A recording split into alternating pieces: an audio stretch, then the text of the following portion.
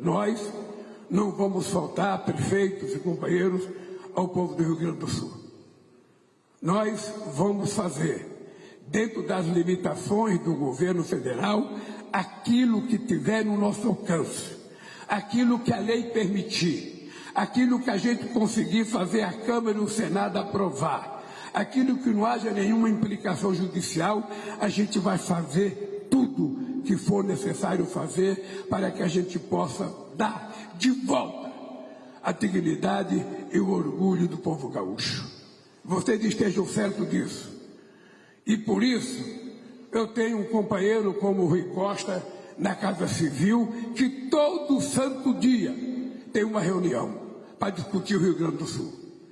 Por isso eu criei um Ministério Especial de Reconstrução do Rio Grande do Sul e coloquei o companheiro Paulo Pimenta, que é gaúcho, que é de Santa Maria, e que ele tem que estar aqui 24 horas por dia, ajudando a fazer as coisas acontecer, ligando para o governo, dizendo qual é o problema que está acontecendo, o que é que está dificultando, porque senão a gente cai no esquecimento. Eu vou reiterar, nós não vamos deixar o que aconteceu nesse estado cair no esquecimento.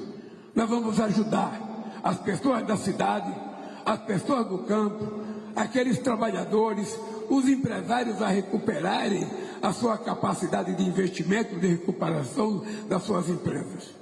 E nós vamos fazendo tudo de acordo com a lei, tudo de acordo com aquilo que é permitido pela Constituição. Agora, qual é a inquietação que nós temos? A inquietação que nós temos é que você passa um século para construir um castelo. Numa tempestade de um dia ou num furacão, aquele castelo vai embora. Nós temos gente nessa região do Rio Grande do Sul que construiu sua casinha há 50 ou 60 anos atrás.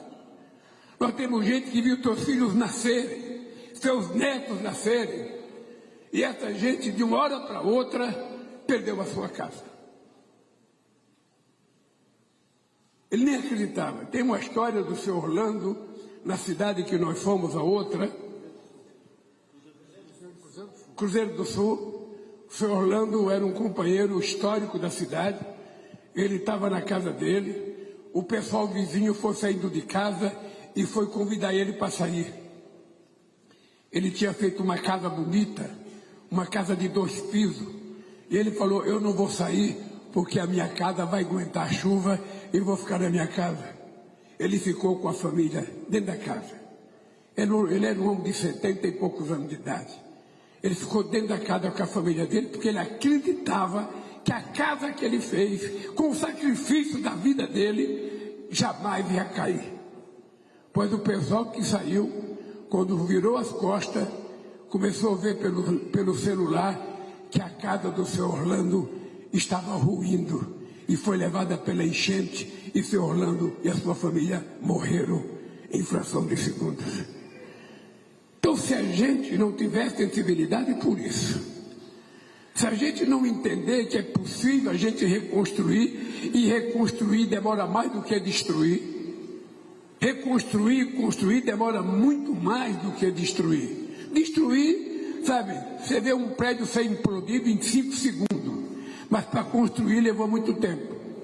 Então, meus companheiros prefeitos, deputados, jornalistas, nós queremos ter alguns compromissos aqui. Isso eu já disse na primeira vez. O governo federal vai cuidar de recuperar todas as áreas da saúde que teve problema. O governo federal vai ter responsabilidade em cuidar de todo o problema das escolas que teve problema. O governo federal vai cuidar de fazer com que todas as pessoas que perderam a sua casa tenham a sua casinha de volta para poder morar dignamente aqui no Rio Grande do Sul. Isso é compromisso público assumido, que o ministro da cidade sabe que ele tem que fazer. Porque senão as coisas não acontecem. Possivelmente muita gente me olha e fala, pô, mas o Lula, o cara nem diploma universitário tem, está com o dedo estourado aí, vem falar essas coisas. Eu queria dizer para você o seguinte, Só tem 3 pessoas que têm mais experiência do que eu nesse país. 3 pessoas. Dom Pedro, que governou durante quase 70 anos, até a proclamação da República, que ficou quase 70 anos no poder. O Getúlio Vargas, que fez a Revolução de 30, ficou até 45, depois foi eleito em 54. Depois dos dois, sou eu. Ninguém tem a quantidade de experiência que eu tenho de viver problema nesse país. E, portanto, da mesma forma que nós já passamos para a história como o governo que acabou com a fome, da mesma forma que nós passamos para a história como o governo que mais fez escolas técnicas, da mesma forma que nós passamos para a história como o governo que mais fez universidade, o governo que mais gerou emprego, nós vamos passar, porque o que nós estamos fazendo aqui não tem experiência neste país, em qualquer momento histórico, da precisão do governo federal de dizer: nós vamos cuidar do Rio Grande do Sul com o carinho que o Rio Grande do Sul merece. E tem uma coisa, companheiro, que vocês compreendem, que vocês são prefeitos. Nem tudo aquilo que você decide acontece na hora que você decidiu. Às vezes, quando o seu papel sai da sua mesa e desce para a mesa do seu chefe de gabinete, ele já percebe que tem uma vírgula a mais ali que tem que tirar. Aí o chefe de gabinete passa para o advogado, ele percebe que tem mais 2 vírgulas para tirar. Aí o advogado passa para o contador, ele acha que tem mais 3 vírgulas para tirar. Quando chega no fim do dia, a sua intenção está destruída. E precisa começar tudo outra vez. Eu tenho tido uma preocupação. Esta semana eu fiz uma reunião com o Pimenta, eu lá de Brasília, ele daqui, com o ministro da Fazenda interino, que era o Dario, porque o Haddad foi para Roma discutir um assunto de cobrança de impostos dos ricos com o Papa, e com a Miriam Belchior da Casa Civil, e com o presidente do Banco do Brasil, o presidente da Caixa Econômica, e também estava presente os gerentes regionais, superintendentes da Caixa em todo o Rio Grande do Sul e do Banco do Brasil. E qual era a minha preocupação?